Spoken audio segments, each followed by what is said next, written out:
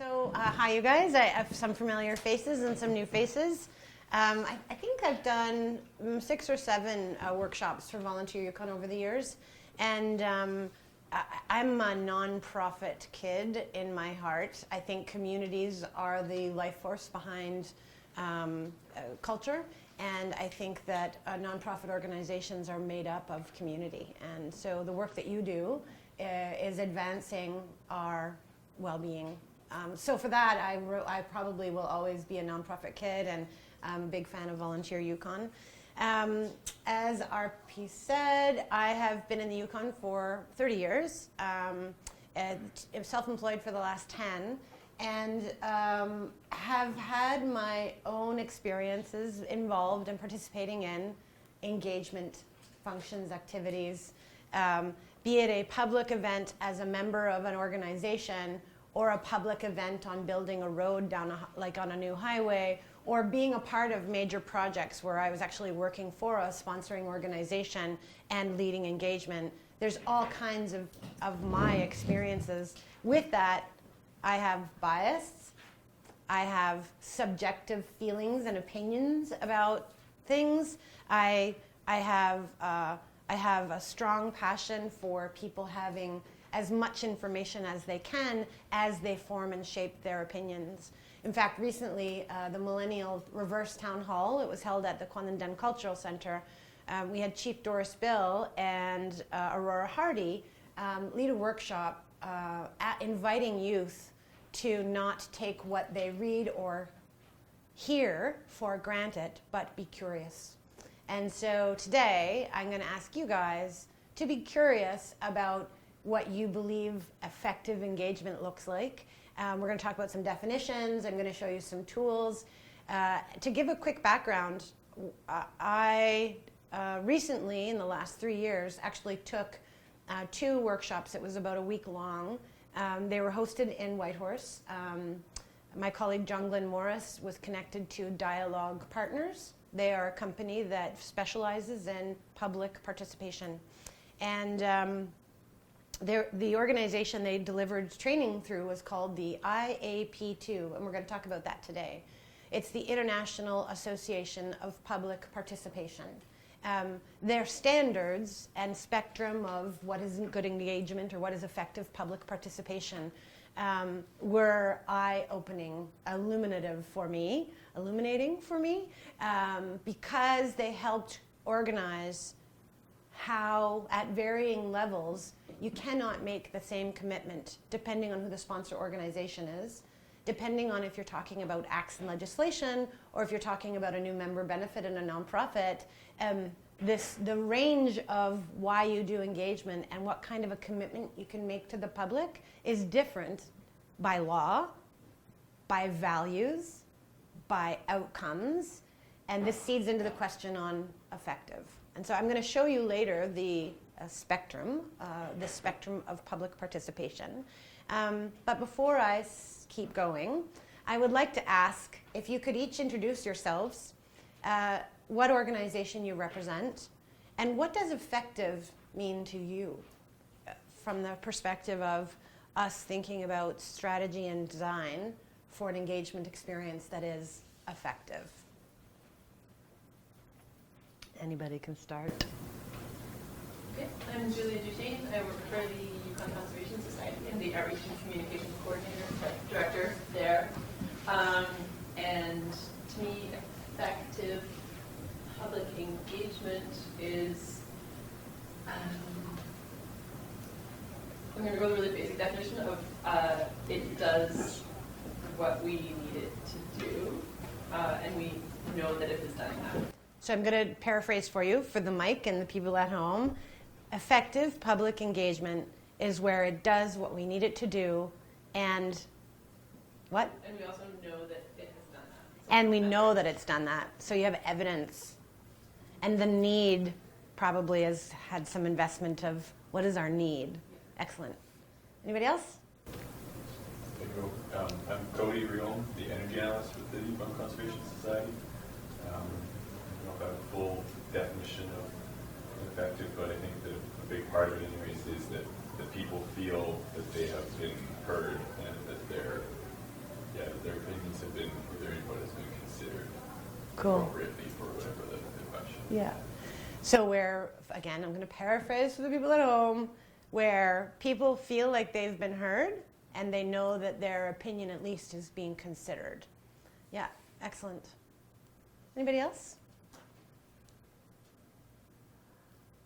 No time for shy. We'll go down the line. Okay, thank you, Wendy. I'm Wendy Morrison, Operations Manager for CCAUSE.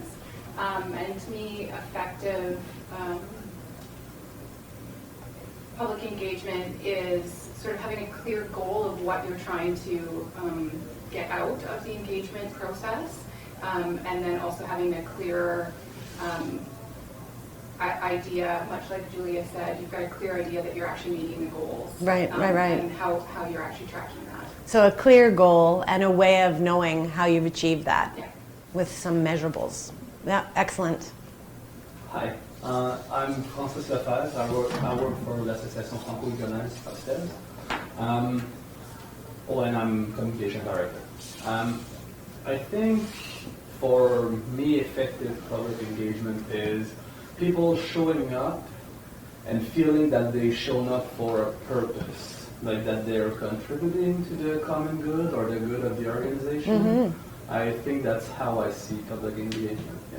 When you say showing up, it's a very good point. Yeah.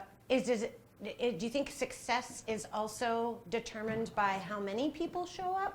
Not necessarily, because they all need to understand their value, and to me, they need to understand their value, and if too many shows up, maybe they won't understand exactly their value. And like for l'Association franco-yukonaise, it's about a couple people showing up, but being treated in a way that they mean something for the organization, or like, yeah, they don't show up just to show up. Excellent. Like, they're not pawns.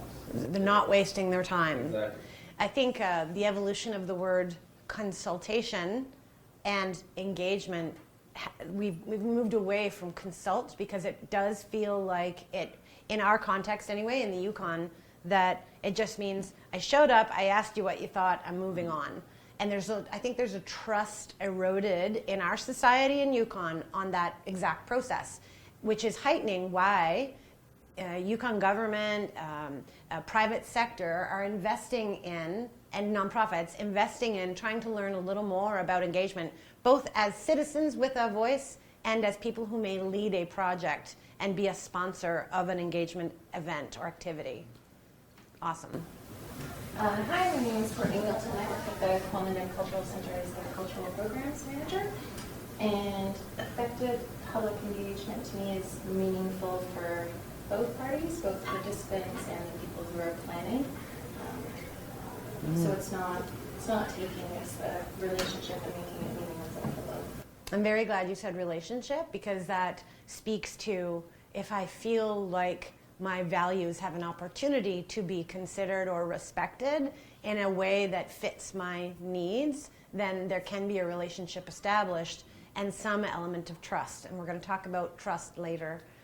Thank you, Courtney. Good morning. Good morning. My name is James Wellscott. I'm on the board of Friends of McIntyre Creek. Effective public engagement, I agree with what everybody has said. I don't really feel like I have anything It's all good. new to add. It's all good. So pretty much the diversity of what effective means, I would call you guys the engaged. You have been paying attention, you want to talk to audiences, it's familiar to you, you're a professional in communications, you have stakeholders. So as people that would be leading an engagement effort, you have a bit more of a sense about the values and what success looks like and being able to determine if you've been successful. Imagine if you weren't in this world of being aware about, even thinking about what is effective and meaningful and shared values and relationships. So you're an everyday public member, and something that is happening in your community or in an organization that you care about is proposing change. Effective public engagement allows for you, as that person that's the public citizen, the opportunity to have access, to understand, and to be knowing how they can effectively participate. when I first sat down with John Glenn Morris and the model of through Dialogue Partners when they came here several years ago, and they did an exercise, I think there were 40 people in the room, it was up at Mount McIntyre, and everybody had to stand up. And the question was, when you don't participate in engagement, as a person, as an individual, and the questions were asked about, I'm going to say a number of reasons why you might not engage or why you might engage in engagement. And as you hear your answer or your response, sit down. And so at the very end, the answers were like, I didn't understand, it was technology based and I didn't have that resource, it was at a venue I couldn't get to, the timing didn't work, I have children, I'm concerned about public judgment, I'm concerned about having an opinion that might be different than everybody's and I don't want to be kind of, incarcerated. There's so many reasons why people don't engage. And effective for me means that all of the voices that have a stake in what it is that we're talking about have a way to feel like understood, but also understand and feel safe and have access. So if I'm in a wheelchair, if I have small children and I'm a single mom, if I work, crazy hours and the event is only static to an hour at a time, all of those variables are going to feed into having successful or effective engagement. So this is about public engagement. The IAP2 model talks about public participation. So I'm going to use those as interchangeable, but we are going to talk about some definitions. So far so good? Okay, let me use my technology. And you have a copy of the PowerPoint. I have prepared today a bit of a rundown of an agenda. We're going to talk about definitions. We're going to talk about some of your experiences with challenges and opportunities that come from effective engagement. We're going to talk about the spectrum, and I actually have a handout for you. So the spectrum is this tool, and there's all kinds of free resources available on iap2.org. I'm a big fan of it. It's kind of like you've been doing this for your whole life, and you have some insight to strategy and good design of a process. But as soon as the spectrum put it up and started to share about what's the stage of engagement and what's the commitment you can make to the people who are coming, the voice that you need to hear from.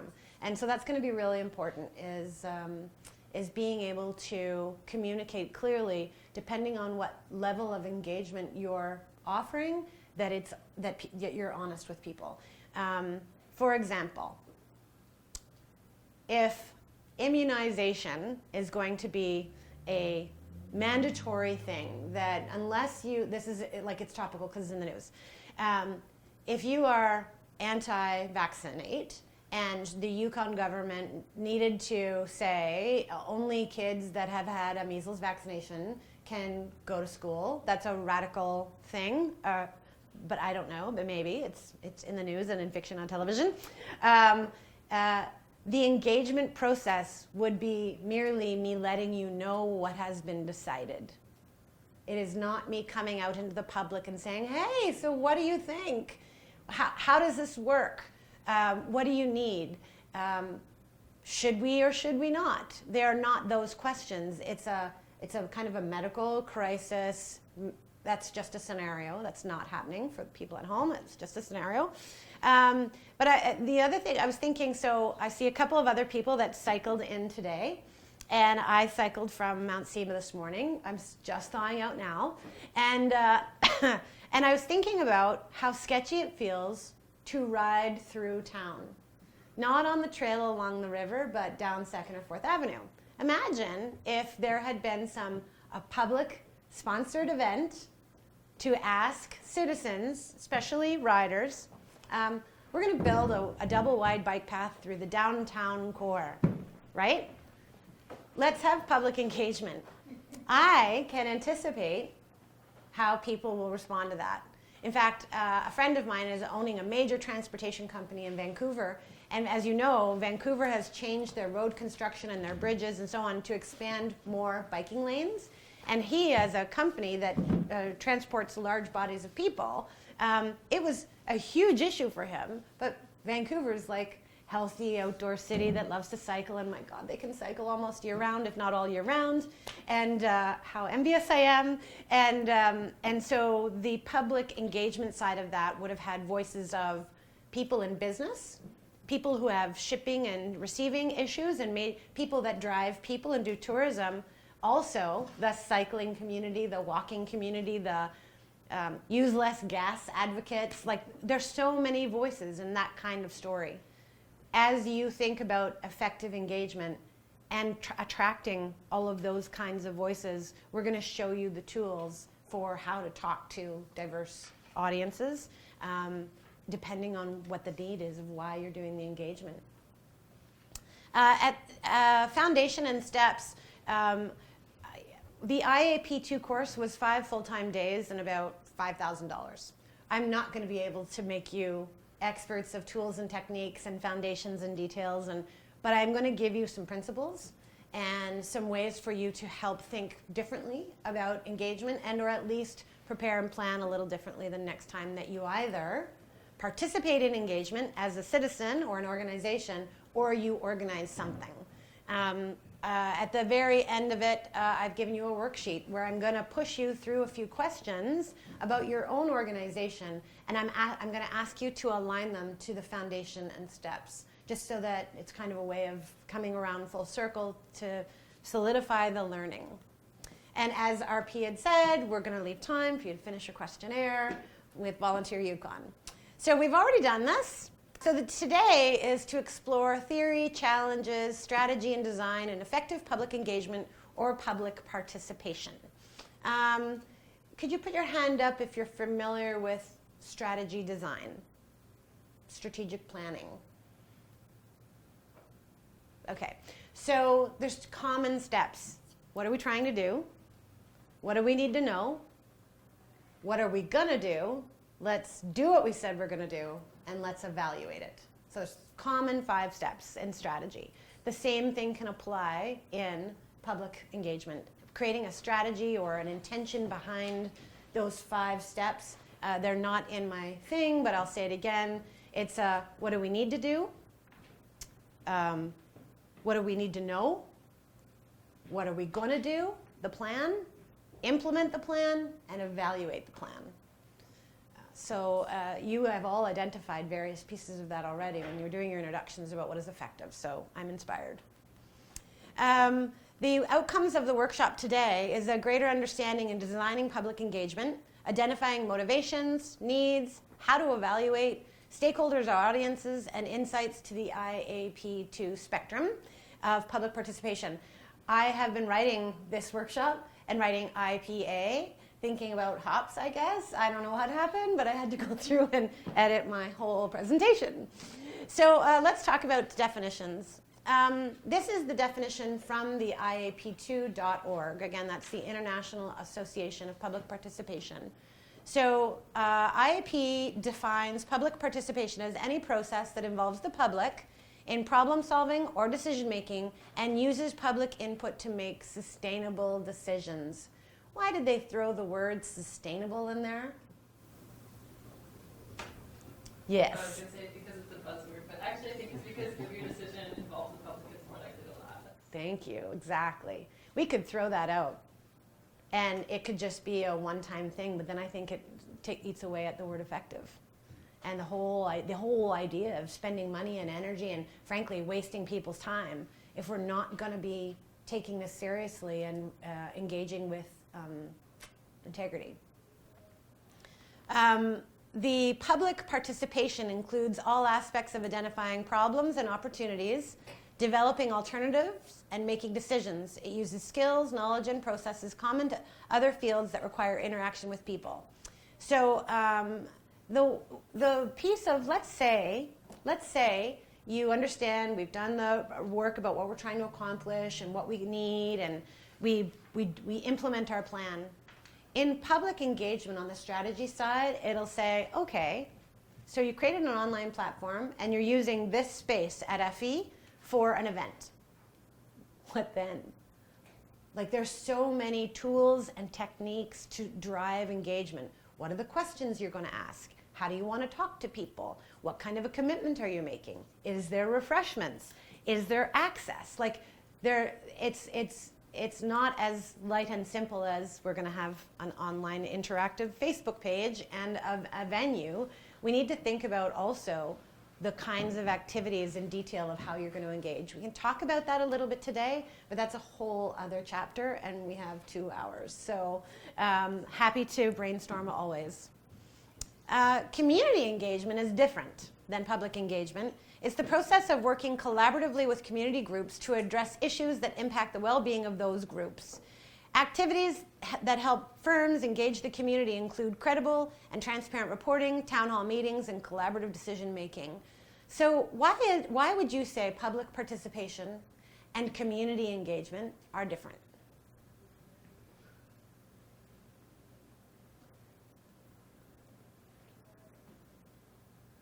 One is community engagement and participation are interchangeable, and one is public.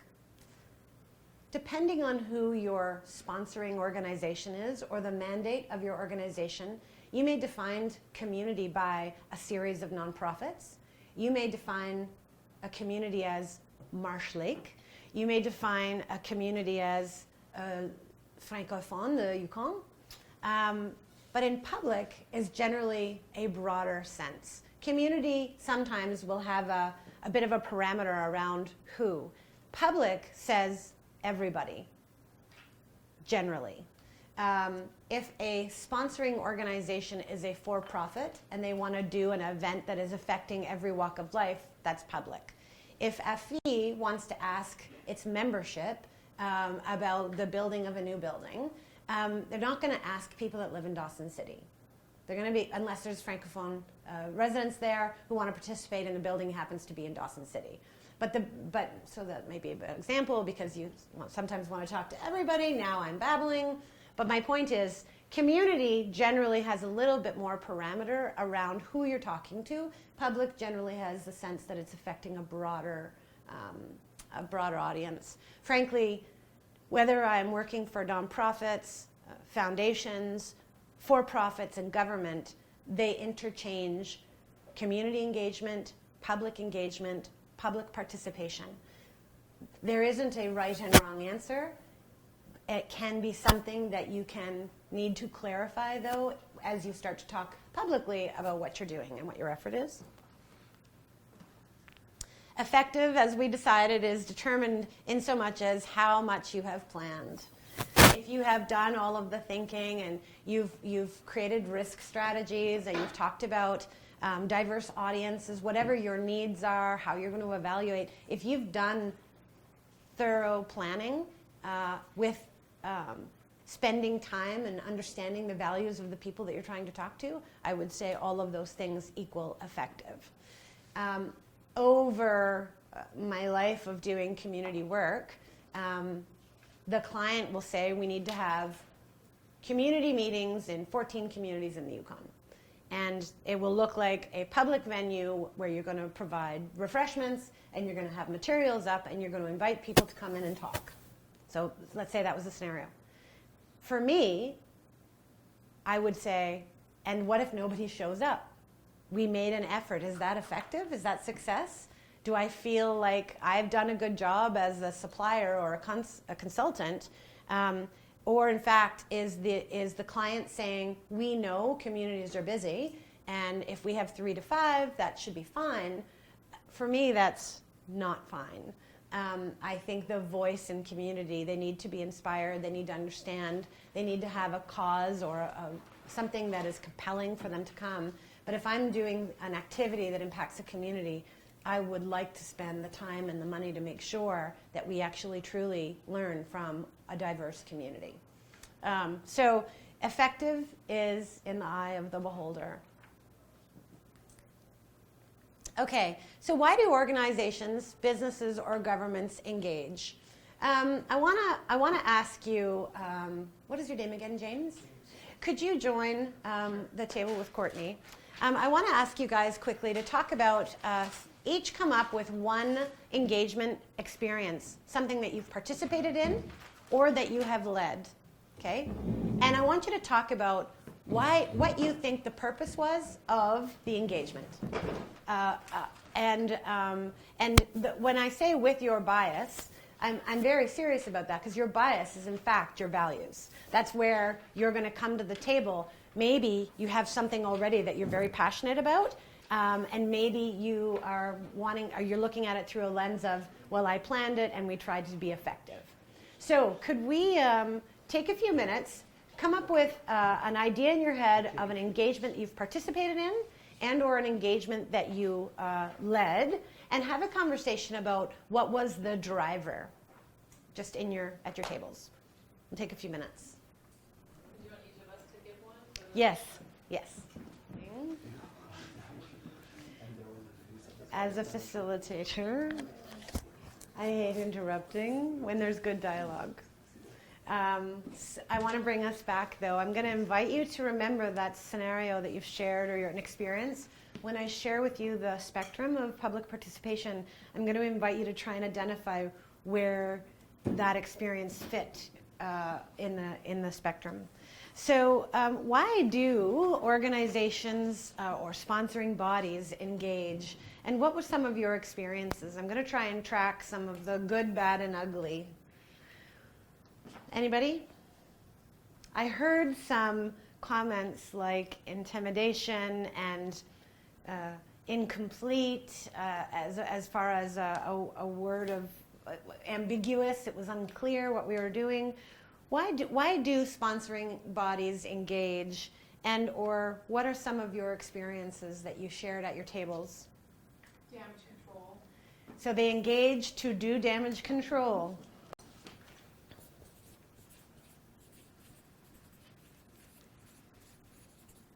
Can I paraphrase for you that something's happened and it's causing a public cry, and they go, oh, we should do engagement. Okay, good. To understand levels of public support for a plan. To understand public levels of support.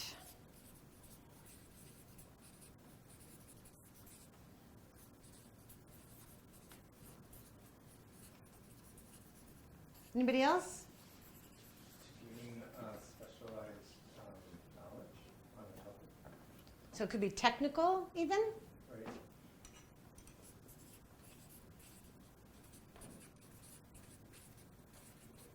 Cool. To gain specialized knowledge. Anybody else?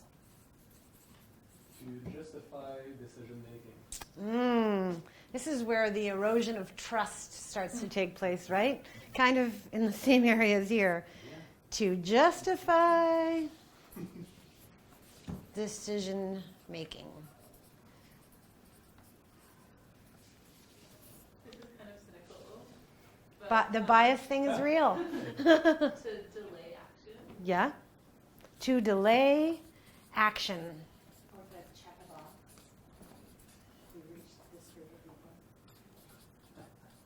They might have not come. We tried. A little bit. Totally. Another one would be because they're mandated to, Because they have to. maybe by the Supreme Court of Canada. Maybe. For example. That's kind of the piece where I spoke earlier about nice to do and must do. And when legislation is triggered and or driving how things will roll, there's a different level required. And I think Canada, Yukon, at a municipal level, and even within First Nations governments, nonprofit organizations, and sponsoring organizations that may be private sector, everyone's interests are served when effective is the desired outcome, that a good design is made and that people understand what's going on. Okay, wow. So you're absolutely right that there are many reasons why people engage.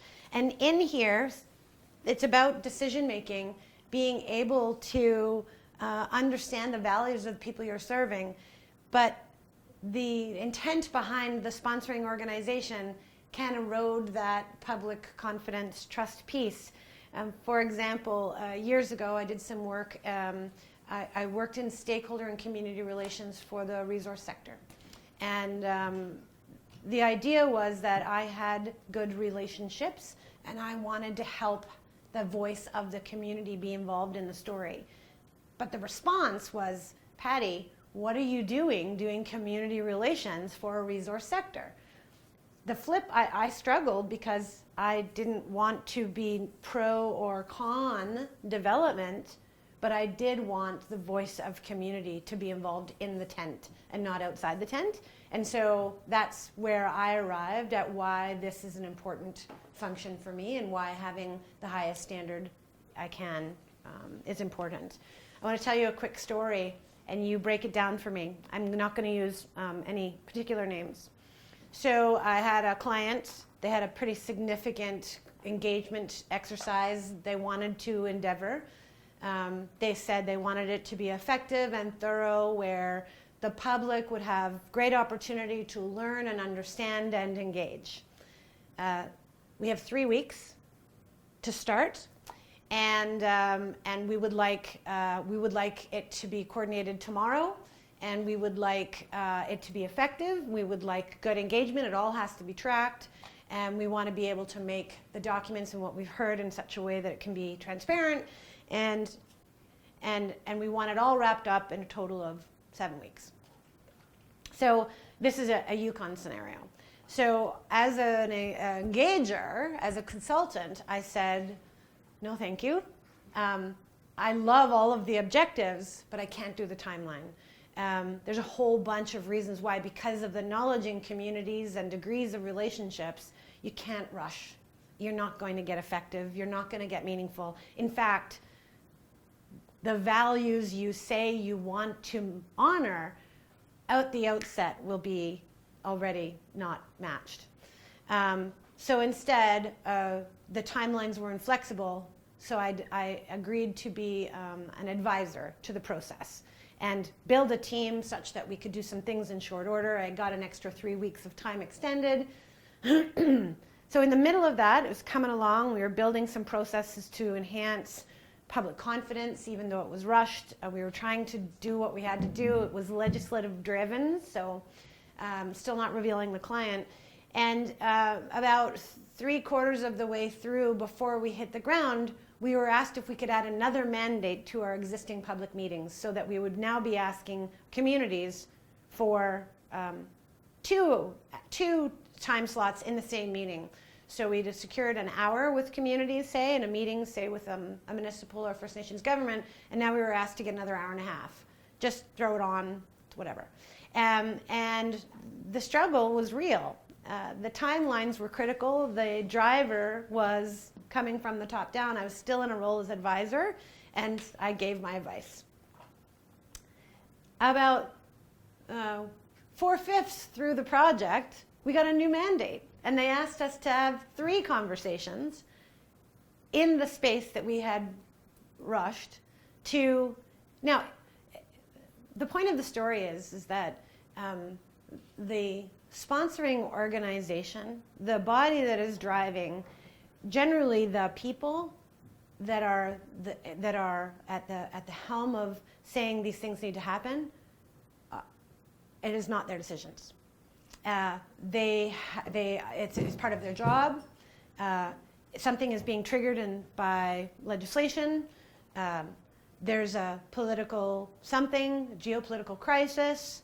There's an election coming, and the things are engagement and or decisions are going to happen anyway. And so sometimes you have to work with what you've got to really focus on trying to have meaningful and trying to have effective. And you're going to get what you get. There's no way really to say that's ideal, but we should always be trying to focus towards an ideal. So effective public engagement is not an event. It should be a relationship.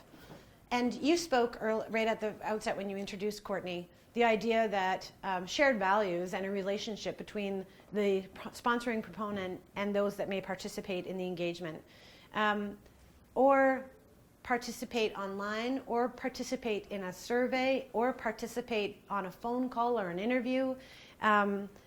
The idea that relationships are generally born from trust means that I need to understand as the public or as the participant what's expected of me, how my voice will be used, how it will affect the outcome, how I will learn what the outcome was, and more importantly, how you use the information you collected from me and others to make your decision.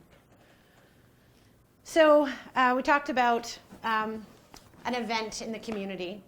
An example could also be if I wanted to build that bike path through downtown Whitehorse, or if there's going to be a rezoning of the 2nd Avenue so there can be a, I don't know, skate park. When I think about there being an event where it may be very specific to a small user group or stakeholder group, you're going to get a voice that will represent people that are directly impacted. But often, there's a whole other voice underneath the surface that doesn't rear their head, show their voice, so that usually it is the smaller group with a larger voice that will show up and engage when you know that there's a larger group with a smaller voice that needs to participate. Our goal in effective engagement is making the iceberg come out of the water a little bit more so that you get more people. And moreover, from a sustainable perspective, we talked about what is sustainable. If you only address those that show up or engage through a simplified effort of engagement, and you get a few very well-articulated voices, you need to know that this could impact sustainability in the future. And the desire would be to make that iceberg come out of the water a little bit so that you get a majority of a voice engaged, confidence in the process so that you can have meaningful dialogue and understand whatever it is that you're discussing or proposing to do and how it impacts people. So be clear about the level of influence and that those being engaged understand what's being asked of them. When you were having your breakouts and talking about a scenario of showing up for an engagement event, I heard some dialogue about wasn't really sure why we were here. It seemed like the decision had already been made. And so to have effective engagement, again, people need to have a clarity about what's going to happen with their ideas, the right questions during engagement, vis-a-vis online platform, in-person, interviews, that needs to be thoughtful because you need to ask questions that have responses that are relevant to what you can influence. So this is kind of the strategy and the thinking piece behind design. So why don't stakeholders engage? I had just given a couple of examples here. They don't understand the issue. There isn't accessibility. There's poor communication, such as when an event or an experience or an effort is rushed. They don't understand the decision that needs to be made. And sometimes engagement isn't about decision. Sometimes engagement is about pulse checking because an entity is moving along in a path and they want to know how it impacts the lives of people around the event or the decision, not decision, but the effort, so that you can have values influence the shape and design. You're going to see that appear in the spectrum that we're going to show. They don't know the impacts of the decisions to be made. Public judgment, we talked about that earlier. Perception of individual influence. For example, in sectors in the Yukon, say an industry sector, there may be a few very vocal players who participate in everything. And so there are 4 or 5 individuals that always show up for the event. They have seemingly public influence, and they may also have financial investment. And as a public person, if I am not sure about what the event is, if I show up in an audience, in an event space, and somebody appears to have influence by virtue of their own relationships or their financial investment or how clear they are on the subject, I'm not going to bother to go, because I'm going to believe that I have a voice and I have a perspective, but it's not a good use of my time, because there's other influence there that will negate my thoughts and views, particularly if in my thoughts and views they aren't part of a status quo that people, and we've seen technology and social media allow for dissenting opinions to be villainized, and that does not help on public participation. So those are some examples of why people don't engage. What kind of a design in engagement would excite you about engaging? So, do you like to go to public events where there's 150 people? What's your style? What would you bring to an engagement? If you were designing an engagement, what do you think is effective as far as bringing people together? What kind of space? Is it online? Think of an event or question or decision that you need to make, and what kind of an engagement would be something that you personally would arrive for?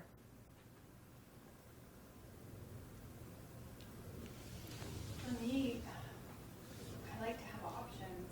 Options Yeah. is important. Different, yeah. Like it would be entirely dependent on the day or the week as to what my level of engagement should be.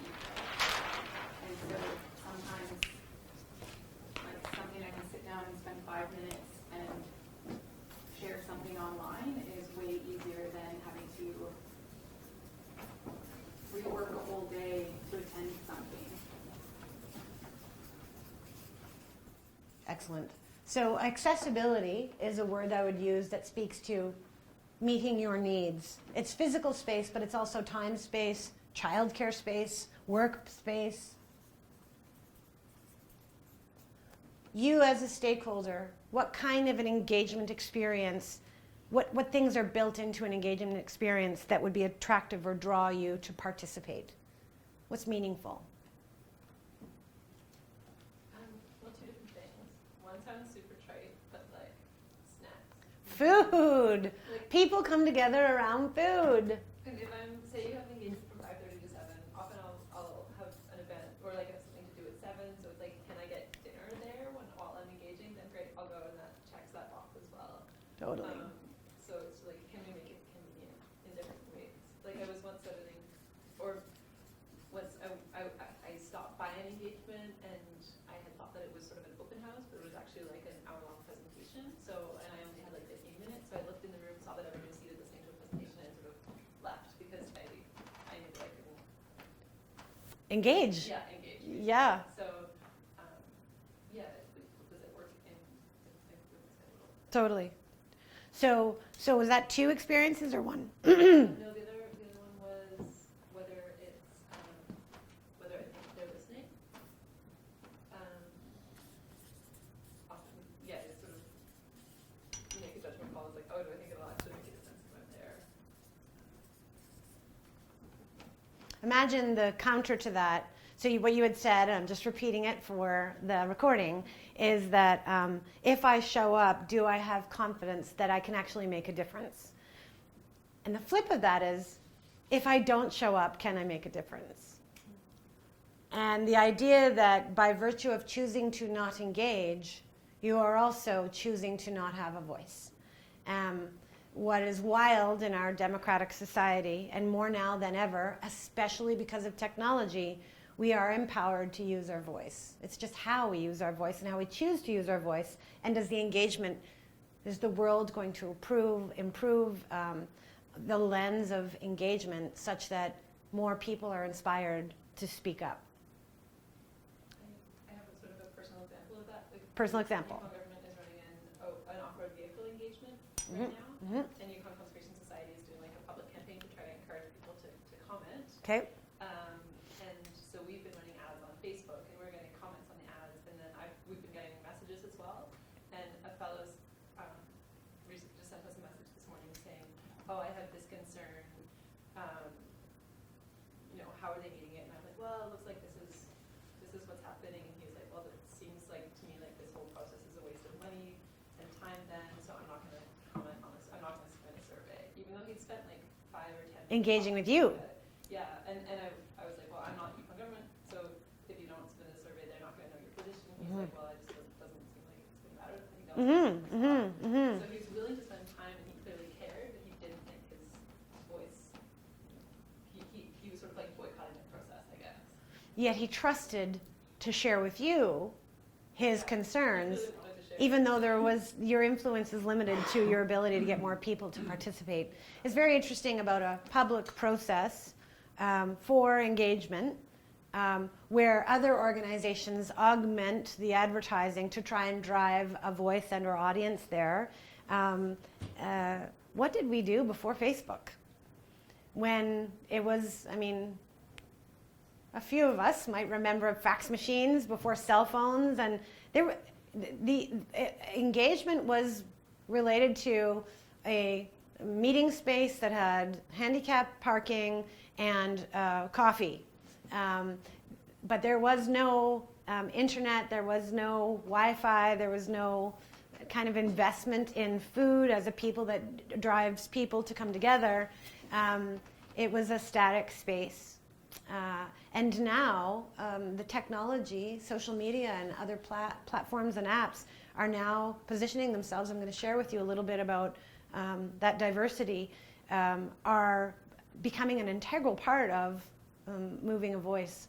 So confidence in the listening, and the interesting piece where stakeholders find confidence in talking here, but I would never share my voice here because I don't trust it, but I'll spend 10 minutes with you here. There's an opportunity in that to educate stakeholders about safety. I guess that would mean in this scenario that your organization would have to have confidence such that you could tell the person that's coming to you, no, there is a public engagement place. You need to send your ideas to this website or this organization or call this person. So we can all, I guess, on a daily basis, no matter what the mandate is, encourage people to always use their voice. What are some other examples of you as a stakeholder? What's valuable for you in participating in a public event? Wendy? I think sometimes knowing that opinion is valued as much as sort of scientific knowledge or like a really detailed background of the issue.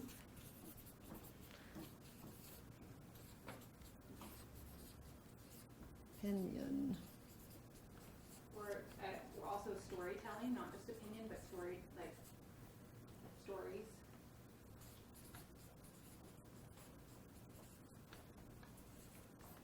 Storytelling is actually, now more than ever, a creative way to try and understand values through people sharing.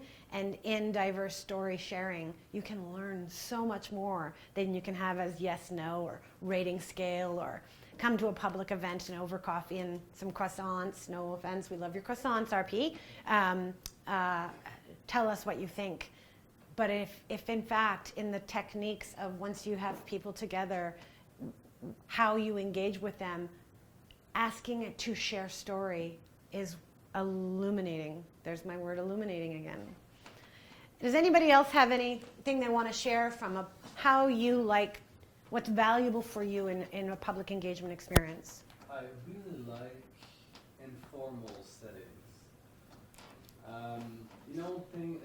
Lively settings, like something that is not like a museum when I enter is good, or like the impression that you're invited and like is important to me.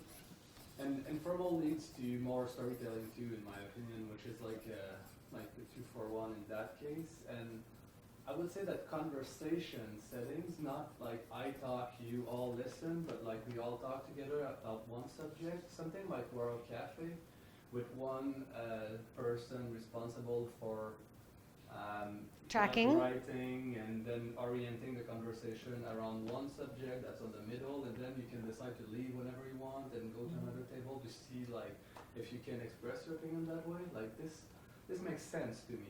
And World Cafe would be a technique or a tool, a method of engagement if you had people face to face.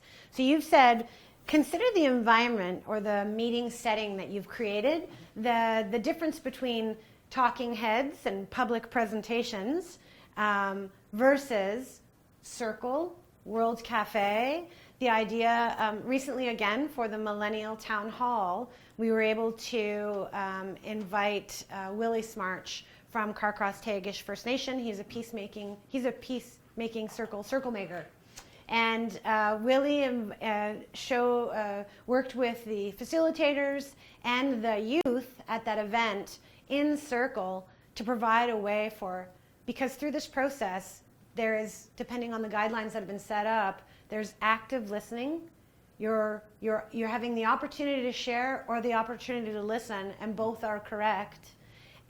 Generally, it's much more personal, and generally people have, the engagement session, if it's a talking head with people showing up and then they can fill out a questionnaire versus sitting around and truly listening. Everybody is at the same eye level as everybody else. Oh, my knees are sore from biking. And it changes the vibe, it changes the engagement. It does become more intimate. And Yes. Also, I find that sort of thing becomes less desperate or aggressive because often, and we see this at our public events sometimes. If we're having a public event on a topic, people will just sort of grab the mic and be like, "This is what I feel," and then everyone sort of feels that they have like 2 minutes to make an impression, and they have to be really opinionated and strong in how they're putting themselves across. So I've noticed that YG is moving away, as far as I can tell, from like 2-hour or 1-hour presentations and into this open house setting, which I think probably diffuses a lot of tension. Totally. The idea that more informal, more story, more intimate settings or setups can actually also diffuse aggression. When people are feeling hostile, it creates a different way for them to be able to communicate. In fact, I would forecast that if people are feeling hostile and ready to fight and they showed up into an environment that seemed to be calm, respectful, I want to understand what you know, I want to share with you what I know, 2 things will happen. That individual is going to be like, I'm out of here because I really just want to vent and be mad. Or they're going to go, I think this space actually, by using my voice, I'll have a greater impact on you because of the way this is set up, and I'm going to stay and engage. So it really, the idea of how you set up the space can really be powerful. So, and then just the last piece that, why don't stakeholders engage? Because it doesn't fit with the community and our cultural values or beliefs.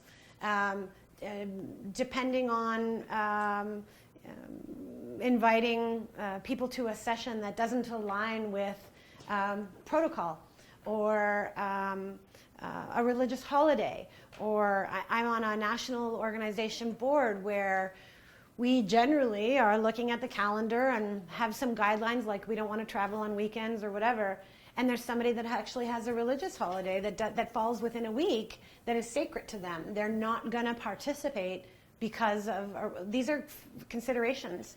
I haven't lived in a city, like a southern city, for a very long time, but I'm inclined to think that scenario would happen less in the north than in the south, except when it is related to in communities where maybe an elder has passed away, and the protocol within that community is that people aren't working or they're supporting the family. That would be the event is off, easy call to make. So in some instances, the client will say, we have to continue, but let's do it a different way so that we don't have a public event, but maybe we switch it to an online platform. So I'm now going to invite you to consider the spectrum of public participation. We're going to go through this together. It is available online, so you can also download and share. The spectrum says there are 5 pathways to consider, and they go from left to right, acknowledging basic levels of engagement all the way to empowering individuals to be a part of decision making, whereby their voice will, the commitment is, will impact the outcome. So let's review this together. Increasing impact on the decision goes from left to right. Inform, consult, involve, collaborate, and empower. Remember when I asked you in your small groups to share examples of an engagement that you either participated in or organized? I'm going to ask you after we review this to talk about where you fell in each of these. So the public participation goal under Inform is to provide the public with balanced and objective information to assist them in understanding the problem, alternatives, opportunities, and or solutions. The promise to the public is we will keep you informed. This is happening. My fictitious example about you must have vaccination before you can enter school, this would be we're letting you know we're doing this. We'd like you to have information. We'd like to create a space where you can understand and get the information, but it's not up for debate. Maybe you have questions, we can do it here. Maybe you have concerns, we can take them here. But we're not here to debate, change, or alter the decision. We're going to inform you. Okay, so this is actually a legit form of public participation, depending on why you're doing it. Can you think of any other scenario where you might participate in a public engagement where the angle is inform? To be informed. CRA doesn't really host public participation. So the Canada Revenue Agency, I wouldn't see having many engagement sessions. Mind you, financial legislation, we 2 years ago had the Yukon Financial Act open and a tour of economists and financial experts going around the Yukon talking to Yukoners about impacts and options. So, but CRAs at a much different level. Can you think of any scenario where you would have an inform as the spectrum level of for engagement? Just popped in my mind, but in New Zealand, where they, I don't know the details, but they recently banned assault weapons or semi-automatic. Beautiful, beautiful. Doing it. She didn't kind of say, let's have a public meeting or have a vote or, she said, this is going down. And this is what we're doing. And I guess, I haven't read the new kind of draft legislation, but if you don't like it, you can go, I'm assuming. And again, there's opportunity in there to learn, ask questions, even be concerned about the decision, but it wasn't up for debate. Okay, so moving to the right, to consult, to obtain public feedback or analysis, alternatives and or decisions, to attain public feedback. And the promise is we will keep you informed, listen to and acknowledge concerns and aspirations, and provide feedback on how public input influenced the decision. So we'll acknowledge that you have concerns, and it may influence decision. But at the consult level, the public participation side is to obtain public feedback and analysis. It's not, it's more than come to my meeting so I can tell you what we've decided. It's come to my meeting so I can tell you what we're thinking. I would like to get your feedback on it. We may be already going down a path, but your ideas could inspire what we're thinking. Ultimately, the sponsoring organization holds the decision-making body, and they are curious, or they would like to know or acknowledge the aspirations and values of a broader community. I'm right now working on an example in my head, and I can't come up with one. On the consult, can you think of a scenario in the Yukon or Whitehorse or a community context where consult has been an experience that you...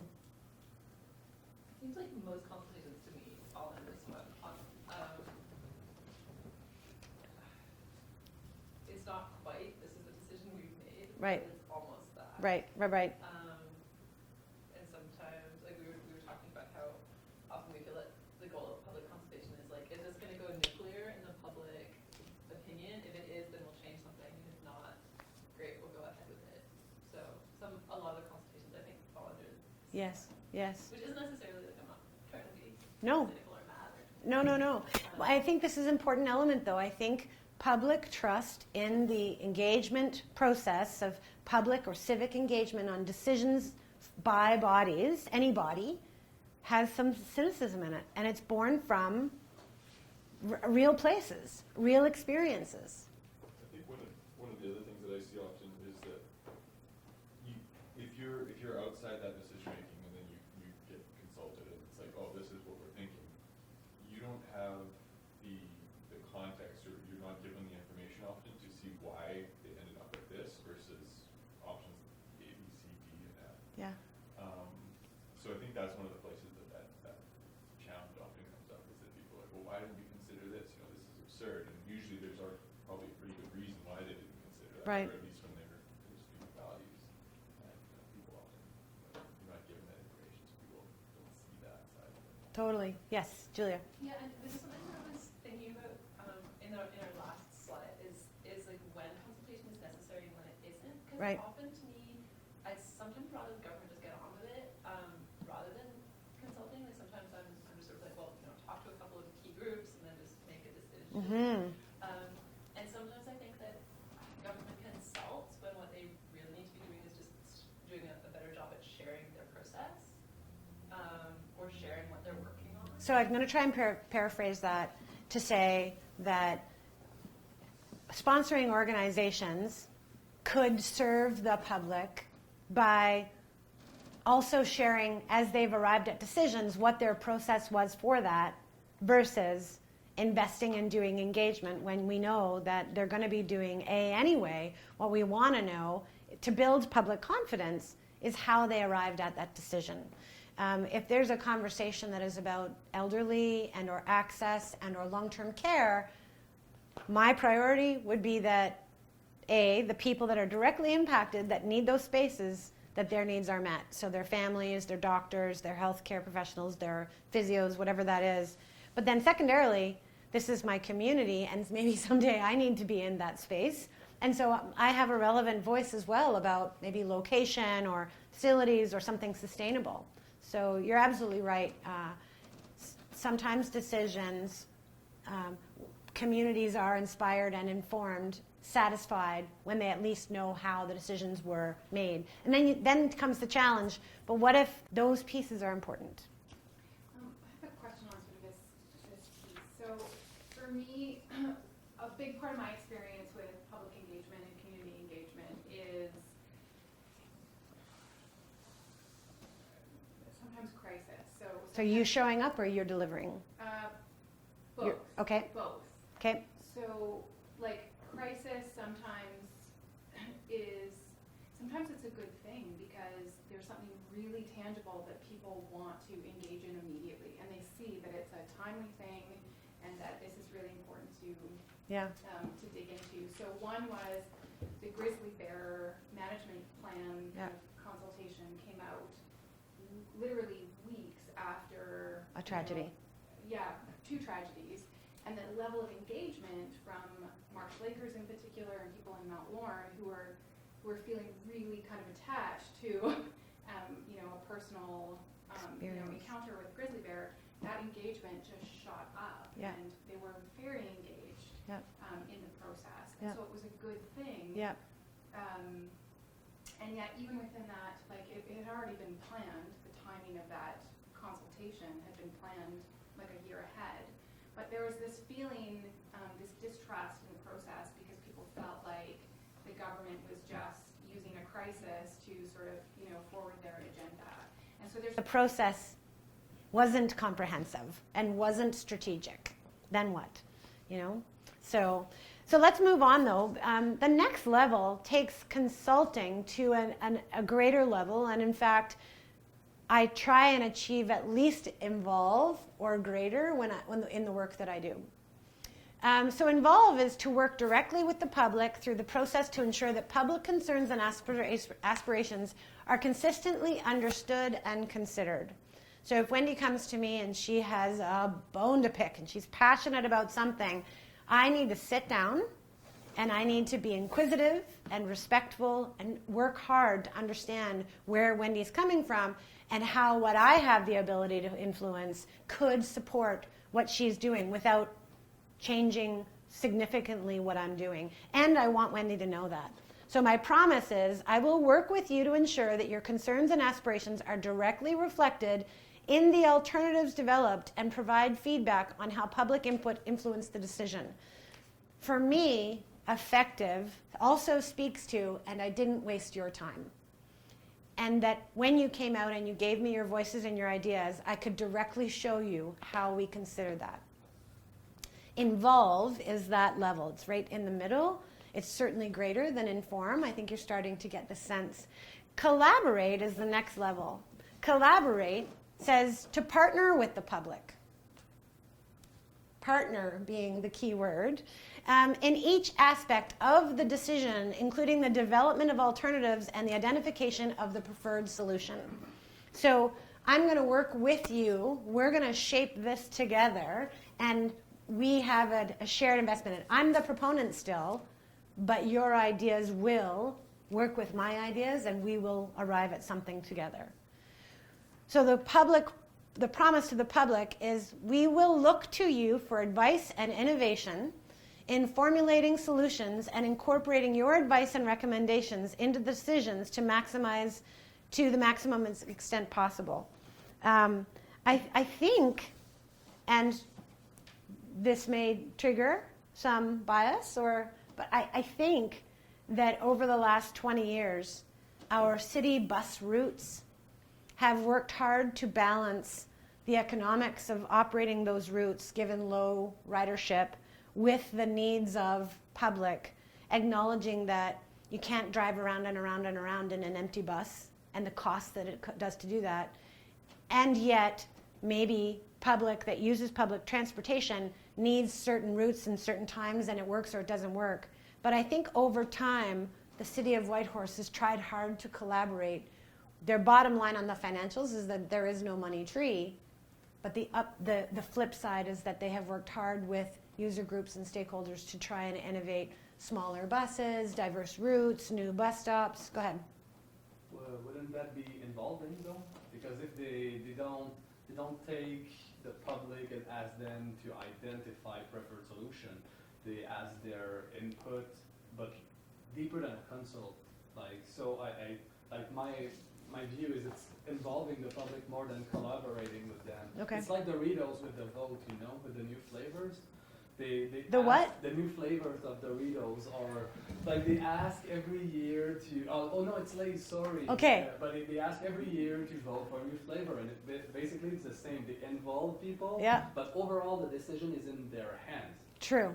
They have to prove that from their public process or their engagement process, whatever the votes were for the flavor of chips, they have to defend their decision. Mm-hmm.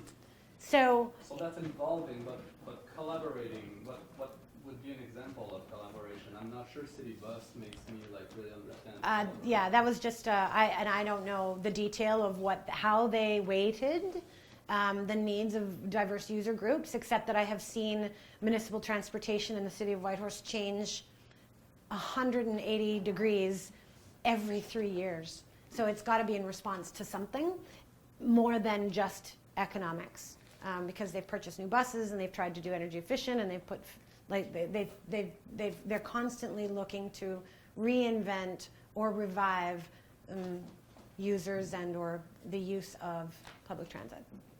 What's a good example of collaborate? I think that one is, because it's sort of a sustainable one, right? So that's sort of more of a collaborative piece when it's a sustainable kind of, constant sharing information and then kind of taking steps. Mm-hmm. Here's a random example. A music festival. And I don't know, let's say the Atlin Arts and Music Festival, or Atlin Arts and Music Festival, at the end of every year polls all of their ticket purchasers to say, we're going to put on a festival we're going to take your feedback on how things worked with the camping and the vendors and stuff, but what kind of acts do you want to see? And then they would poll and respond. So they're still proponents, but they know that their audience and ticket purchasers need to have an experience they expect, and they're giving them the voice of saying, and let's influence you. I use as an example, I do not know if the Arts and Atlan Music Festival does polling, but I would think that a music festival with a regular ticket following community, that would be a pretty valuable source of insight. And that I would want to collaborate with my valued customers to make a lineup. A random example. Okay, so then extremely to the right, empower. The final decision is in the hands of the public. We will implement what you decide. Brexit. Yeah. Majority or not. The worst example there is. But. Totally. We will do what you decide. Can you come up with any experience in your head where there has been public participation with the view to empower the public to make the decision? I'm going to set up the space and I'm going to invite you in. You guys are going to pick the color of the canoe for the new vacation guide for Tourism Yukon. That would be an example. I guess public voting on photo contests for people's choice. That's kind of a scenario, but I'm trying to think of something that might be meaningful to community. Beyond referendum. Yeah, also the referendum. Okay, good. An election. And even in that, we dispute kind of the election process and structure. Can you think of anywhere where empower to give the decision-making authority to a body of public? And, okay.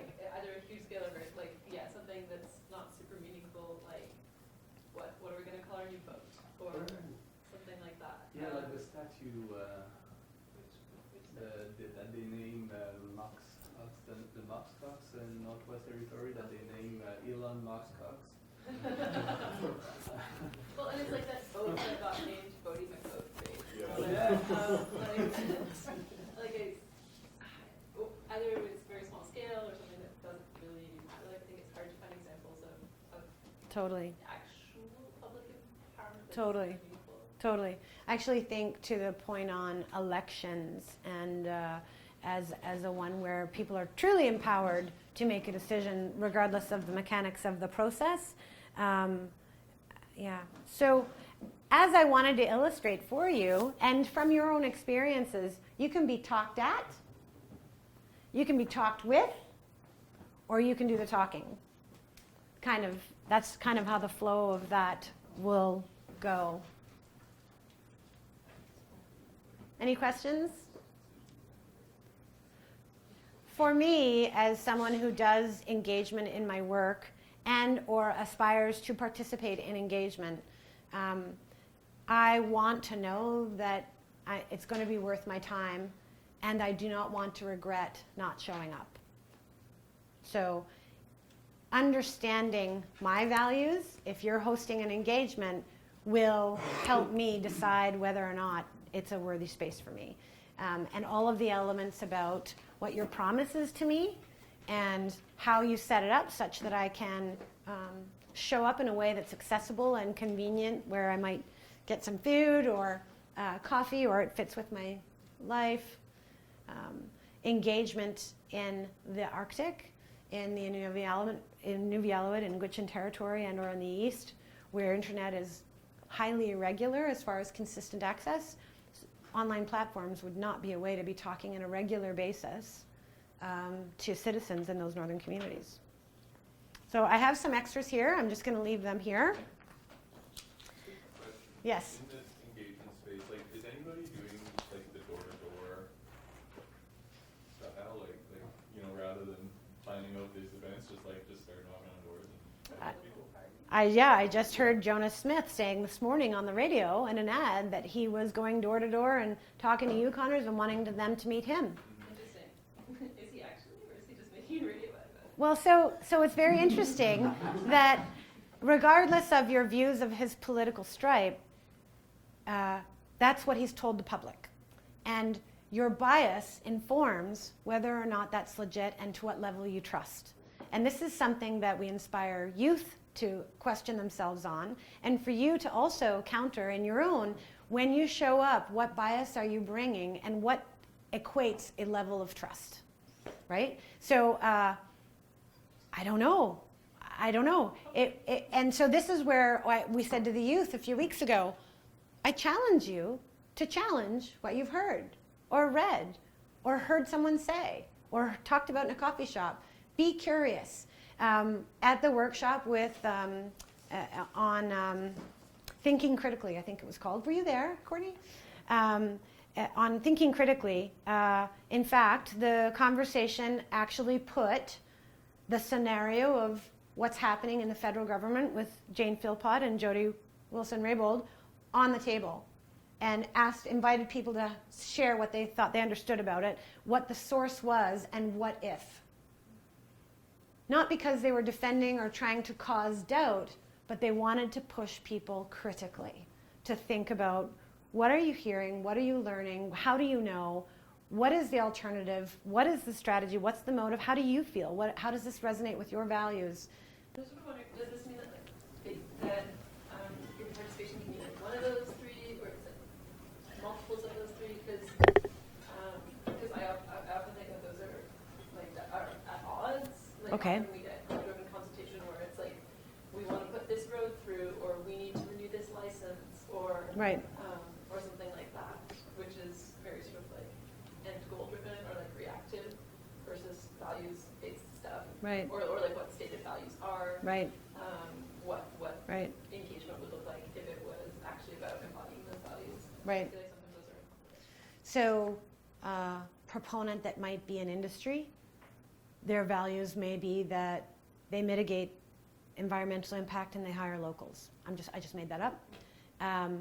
The values of the people they're talking to may be protect the environment, seeking jobs, don't want to have resource activity in their traditional territory. The idea that values become a part of the conversation is the foundation, not that it is values-based versus project-based. I think that's what you're talking about. That values are a principle of engagement whereby you can share what you know and care about, and I can let you know what we need to know and care about. I think that's the piece that you're asking. But you're absolutely right. Values-based engagement would be more on storytelling than actual geotechnical road construction, timing, season, costs, taxes, all of that. The values piece saying that as I do public participation, I want to make sure that values are built into what we've designed. I think that's what that means. Decision-oriented is, and we need to make decisions, and we need to arrive at decision, and we're going to show you how we need to go through decision, and this is how your voice will be in the public promise and the spectrum. And then goal-driven. We're doing this today. We're having a public engagement effort that's going to last 3 months. We need to hear from Yukoners. We're using 5 different methods. And our goals, such that we know we're successful, is what you guys talked about in the beginning when we said, how do we know we've achieved what we said we would do? Because you're going to set some performance metrics as you do your strategy. And goals are only as good as what was the plan and how did you know if you made it. Okay, there are 5 steps. Now the writing is teeny tiny on your presentation, so I'm gonna walk through this with you. This is connected to the next part of our exercise, and we're still great for time, just looking at RP. So the first step in designing public engagement, community engagement, is that within your team you gain internal commitment, that you can agree on what and why engagement is happening, and identify the decision makers and what their needs are. So when I think about my client on the scenario that I just made, the decision makers would have been the local municipal government or a First Nations chief council. Those were ultimately the decision makers. Their decision needed to be informed by community perspective, costs, environmental impacts, potential noise, what do neighbors think. So they needed to understand what those pieces were. Mapping out step one gives you a placemat of the people and the decisions and the stages. It's a visual, I would suggest. In step two, learning from the public is to map out your stakeholders and consider their needs, where they are and what they need to be engaged, or how they need to be, what and how they would be engaged or participate, forecast how people may perceive the decisions or outcomes, identify issues by stakeholder group. By deep diving into who it is that you know you're going to be talking to and anticipating based on being a member of the community or knowing the sector or the community that you're talking about, you can anticipate what some of those known issues are and make sure that the engagement activity is prepared to talk about those things. That would be effective. One could say, I'm prepared to mitigate those concerns. I'm prepared to counter those concerns. That's not dialogue. That's, I'm setting this up to tell you that your concerns are going to be addressed in some other way over here. How do you like me now? That's not engagement. So understanding, have you ever done a communications plan? I'm pointing at the communications guy, but yeah. And so you talk about, okay, so I am a theater company and I'm going to be in Dawson City. And so my audience are theater goers, families, potential businesses, visitors. Where are they? Well, they're here, here, here, and here, vis-a-vis connected to Facebook at a visitor information center in their place of work. And then I break down, and how do I need to reach them? So the same thing you would do when you're in the second stage of learning from the public is trying to understand, what public are you talking about? What are, in the communities, rolling ads used to be the primary way to talk to people in the community. Advertising on Shown instead of a PSA on CKRW used to be an advertisement if I wanted to do First Nations engagement. That there are tools that are specific to the people that you're trying to serve, that you can tailor what you're doing to enhance the probability of getting to that audience. Understanding their issues vis-a-vis, is there convenient bus routes to help people that might not have a car? Can elders, do they have facilities? If we're talking about things related to the elderly or people living with disabilities, have we created service to allow for wheelchair accessible transportation? If we're needing young families, have we arranged childcare? Is it supper time? Should we provide food? So understanding the needs of your audience will enhance your effectiveness in public engagement. The third step is to select the level of participation. So you have your spectrum. Depending on where you know the input can do what, how can it influence the decision, depending on if it's connected to legislation or the development of a new park. You know, as a proponent or a project charter manager, what level of engagement you'll be able to promise, and you put that out first. You put that in the front. We're doing an empowering level of engagement. You would use your own words. We are asking the public to come and help us shape a decision. It's very different than, we have made a decision and we'd like you to come and learn what we did. So put your level on the spectrum and your commitment to the public at the front. Step 4 is define the decision process. What's the current? Set engagement objectives where relevant. So defining the decision-making process, that example I used of a client in a corridor and a potential activity that might be controversial, there were many levels to move that decision. Federal licensing, territorial kind of collaborative approvals, impacts to safety of getting people off the highway and into a new zone. We have to do a turning lane. as well as construction, permits, customers, labor market. There were so many things that would need to be decided on. That scenario needed to have many levels of decision making, and I need to be clear in my engagement activities how the public and where the public's input will have an impact on those levels of decision. Step 5, design the plan, format, techniques, methods, support needed, communications plan, and the plan for evaluation. If my goal is that I'm going to, I kind of feel like I'm advocating for a bike path through downtown Whitehorse, but maybe I am. On the camera. So I kind of feel like if I were the proponent, I would say that this is an involved level of engagement, and there are a few levels of decision making, and the method to do that might include everybody bike to work every Wednesday for a month, and on the way you're going to stop and have a glass of orange juice and talk to somebody that's from planning. That could be a way that would attract me to come to that. And or I'm a trucking company who does regular deliveries, and a new bike lane is going to screw with my life. I don't need to go bike to work to talk, to be engaged. I actually need a one-on-one meeting maybe, or I need to be able to go to a public event, or I need to go to a particular focus grouped event just for people who do transportation-like issues. By virtue of designing the plan means that you've understood who you need to talk to and how you're going to do that. The communications piece, often, 1 week's notice is pretty much saying, because we're not really concerned if you show up. So communications planning and advance notice. I think a general tenet, safety tenet, is that if you know you need to do engagement, you should have 3 to 6 months to prepare a meaningful and effective plan, depending on the scope and scale of what you're talking about. But anything less than that is rushed, is haste, leaves little time to empower people to get the information so they can start to articulate how they feel and make sure that there's an event that's created that they actually have access to.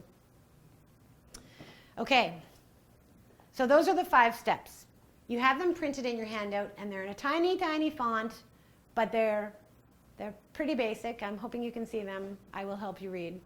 I want to share with you a quick video. This is a video from a company that sells their services. Do I need you, RP? Okay. And they do. I'm sharing this with you because it's a company that's in the business of presenting what is engagement and what they can do for you. And think about this 20 years ago when we were with a fax machine and no cell phones to today.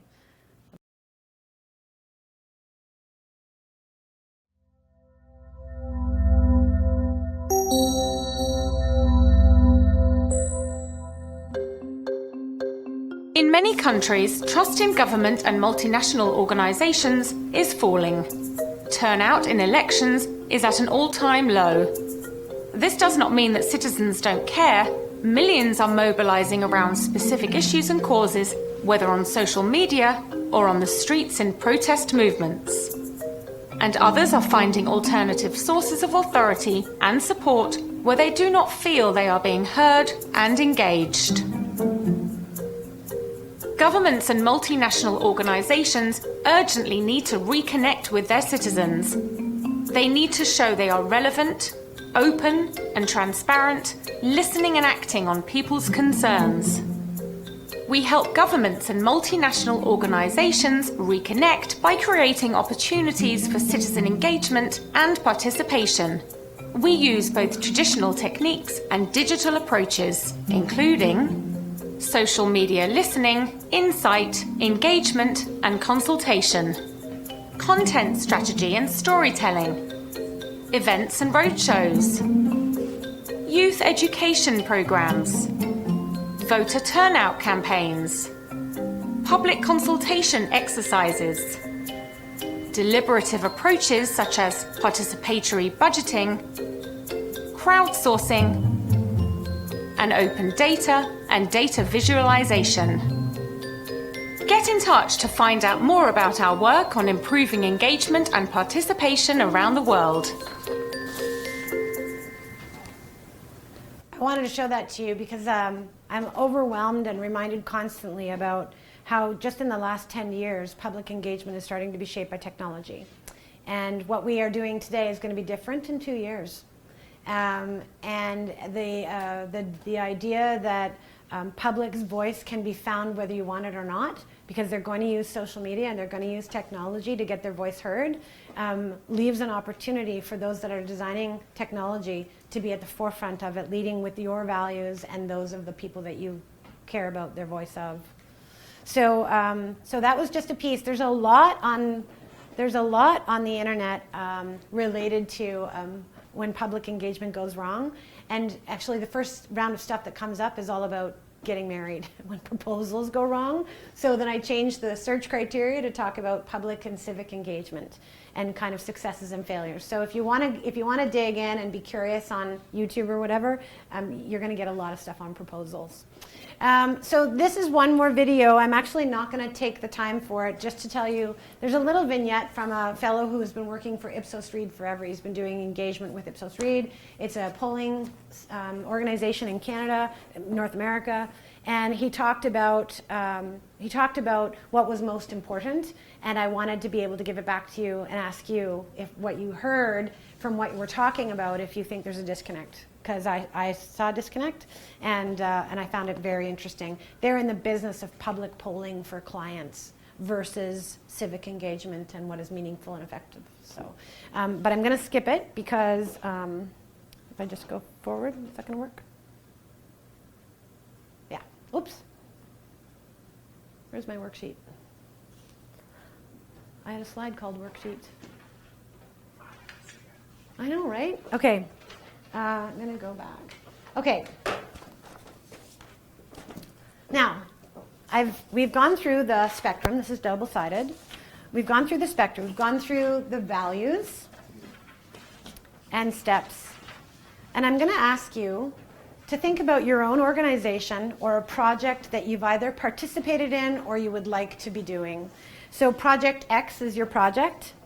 And just quickly knowing that this series of questions actually has you starting to think with some of the principles we've learned today about strategy and design thinking behind effective public engagement or community engagement or public participation. So I want you to go through it on your own for 5 minutes. Just quickly review the questions. And think about, and question 1, for example, it says, why are you doing public engagement for this particular project, and which step is it related to? So I'm going to get you to refer to, on the PowerPoint handout where it talked about the 5 steps, I want you to think about the why.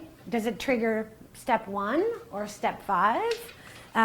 Question 4 talks about who are the people you need to hear from. So that's about stakeholders. Which step is that aligned with? And you can take this with you. I have extras if you want to take them. We can also email you the tool. But what it does is it's an opportunity, in fact, for you to go inspire your teams when there is engagement activities, for everyone to start thinking about alignment on the why and what you're trying to accomplish and what success looks like by inviting them to be strategic too. So we take 5 minutes and have a look through the questionnaires. I have extras here, and I'll get RP to make them available through Volunteer Yukon as well. So I'm going to invite you to take your worksheet with you. Does anybody have any questions or comments to the morning vis-a-vis what you expected or hoped to learn from today? Are you taking away at least one new thing or new level of understanding? So I've been helpful to learn about the spectrum of ways to consult. So I feel like consultation or engagement is or public participation is a really catch-all term. And so sometimes I'm confused about what, say, a government or an organization is trying to achieve. But if you can kind of be like, oh, it looks like you're targeting a level 2, or like, this is a level 4 thing. I wish more proponents were able to put out in front of it, this is why we're doing this, this is the level of engagement we need from you, and this is our promise to you.